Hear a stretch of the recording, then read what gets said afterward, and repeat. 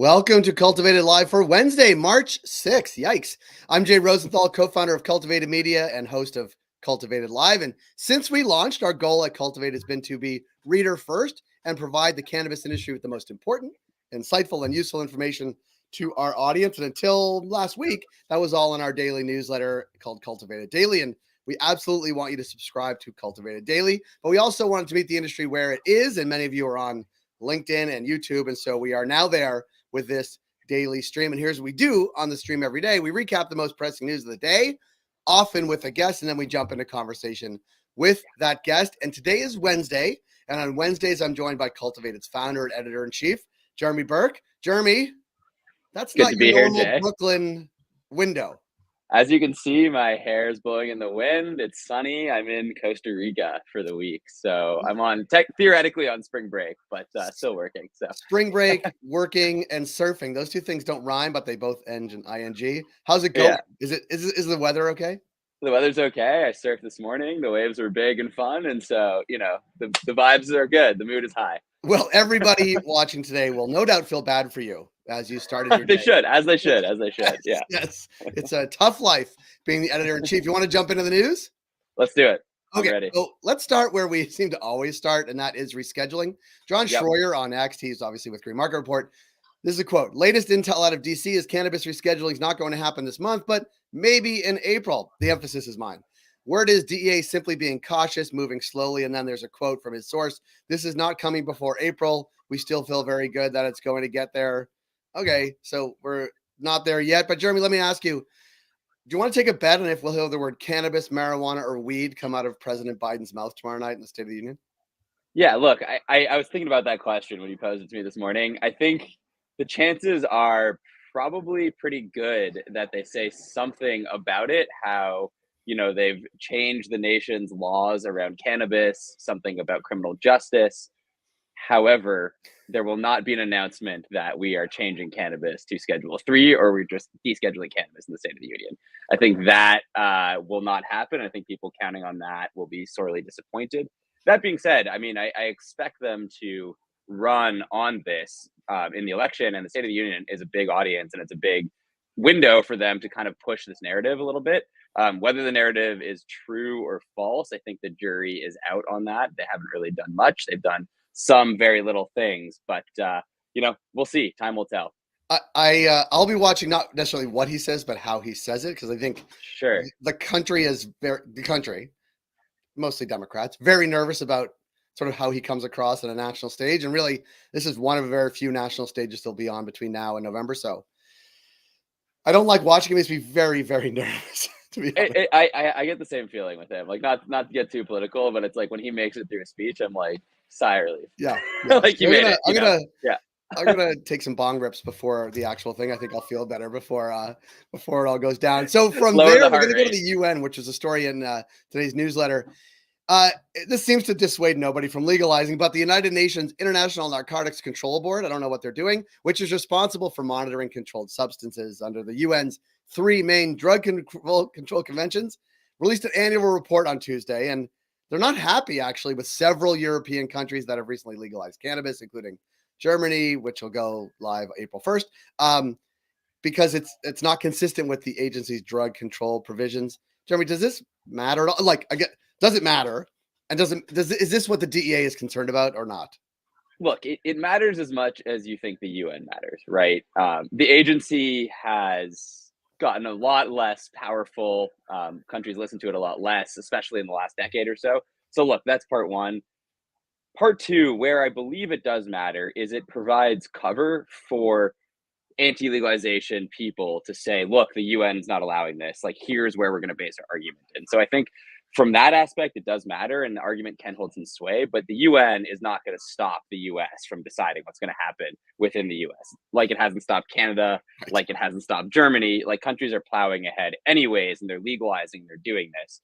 That being said, symbolically, sure, like it makes a difference that the UN saying we're against drugs. It's also a very sclerotic international agency, right? It's staffed by, not elderly people, but often older people who aren't really looking at the facts on the ground. That's my interpretation of it. And they just think drugs are bad. So we need to control drugs. And Legalization makes drugs more freely available, so let's rein this in. Yeah. All that being said, look, like the DEA, people have told me, sources have told me that like it's a concern that they're violating the 1961 convention, which is what the UN agreed upon to keep cannabis illegal. But the DEA will make the decision they want to make, regardless of the UN. It just sort of provides some wind in the sails to anti-legalization activists.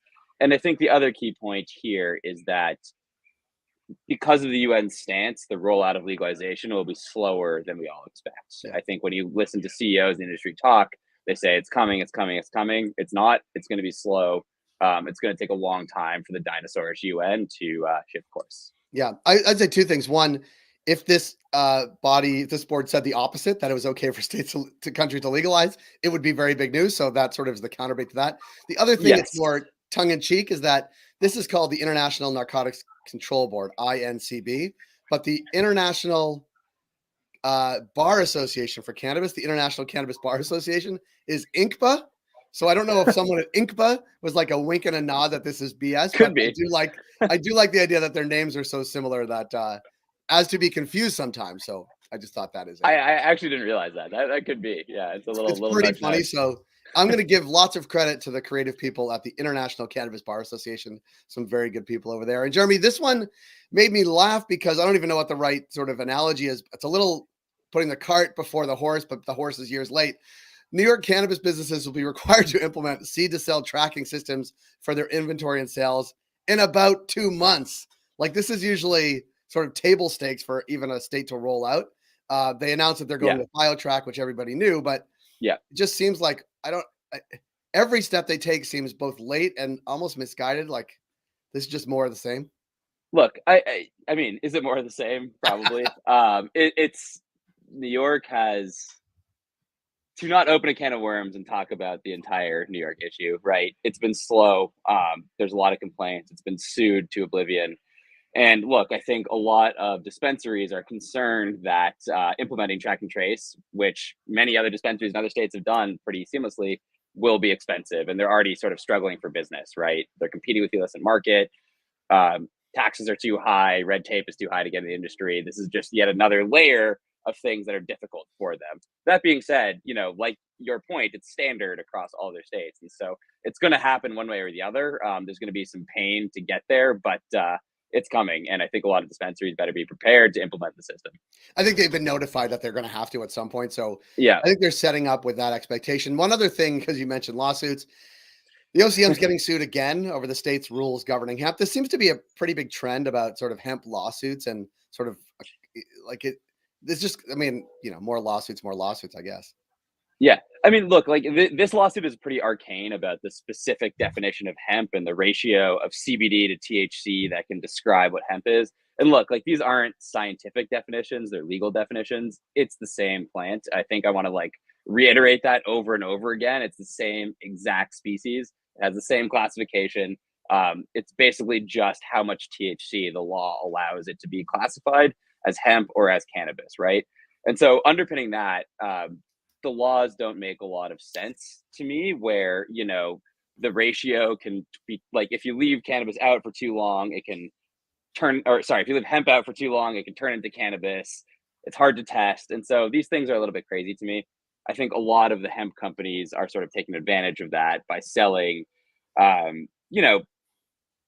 Delta 8, these sort of, what do you call them? Like a cannabinoid, like they're sort of like cannabinoids that get you high. That's not real weed, but they call it hemp, so it's legal. I don't know what the word is for that. I was trying to think of a word, but basically they're trying to do that, and we're going to see a lot more of that. That's an issue that I'm thinking about a lot, and I'm trying to report on. Yeah. Want to shift 1 second. On yesterday's program, we had folks from New Hampshire talk about what's happening there. Specifically, we had Representative Anita Burrows and key leaders from New Hampshire Cannabis Association. It was maybe the nerdiest, but also maybe most riveting conversation around if you're a cannabis policy geek. Here are a few things that I saw. I want to know sort of what you thought, but like in the House in New Hampshire, it is actually a bipartisan issue. The woman leading it is a Republican. The woman that we had on is a Democrat. They're working together, and everybody on the call was praising sort of the work that she has put in. So in the era of like hyper partisanship, this seems to be, at least in the House of Representatives in New Hampshire, a bipartisan issue. Anybody who's been to New Hampshire knows that the state controls alcohol sales. Mm-hmm. And that is playing a role here. But unlike alcohol, this goes back to rescheduling. Cannabis is Schedule 1. So the state doesn't want to be in the business of being plant touching, presumably. And so I actually hadn't thought of that, whether it's a direct sale model where the state owns the dispensaries, and Wisconsin is thinking about that too, but also about sort of a franchise model, which also in the conversation opens up a lot of new regulations. And then the third part, and this is what we know this intuitively, but she actually said it.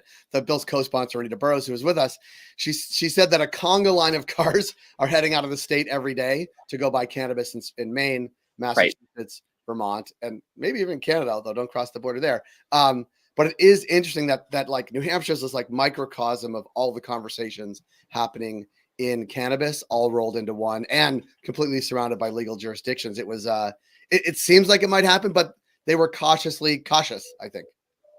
Yeah, look, I mean, nothing's a done deal in politics, right? New Hampshire is a very unique state in that it's smack dab in the middle of New England, as you pointed out, but it's very libertarian. I mean, their license plate is live free or die, right?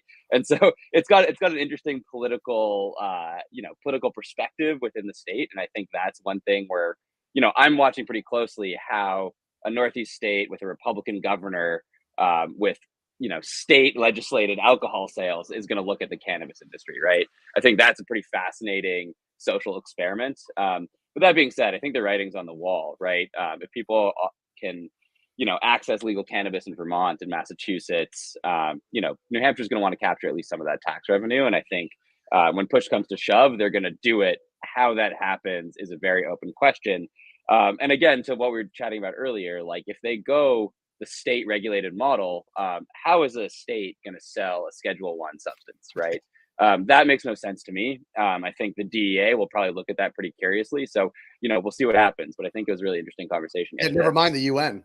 Just kidding. Never mind the UN. Exactly. Yeah, the UN is going to take a look at little New Hampshire. But no, exactly. I think it's a pretty fascinating issue. Yeah, and also I think they were saying that in the bill, 65% of the revenue of the taxes collected will go to education, which is interesting. But it's also another sort of unique part of New Hampshire is that there's no income tax and there's no sales tax. So there is property taxes, which funds really everything in the state. There are other ways they get revenue, but alcohol is one of them, and presumably cannabis will be too. So it'll be interesting to watch it play out. Jeremy, I want to thank you for joining us from the miserable time you're having in Costa Rica. I don't know if you'll get an evening surf in. I don't even know. I guess people surf in the morning. You're going to tell me. I will get an evening surf in. There's actually a monkey screaming at me from the tree next to me. So that is a first. That's a first. Jeremy, so thank you for joining us here today. Follow us and everything we do at Cultivated.news. Follow us on LinkedIn, smash the subscribe button on YouTube. We'll be back tomorrow. This is interesting at 10 a.m. Eastern with Krista Raymer from Vitrina.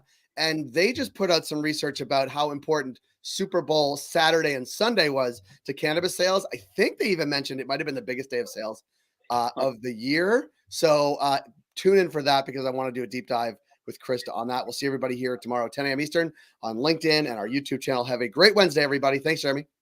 Thanks, Chad.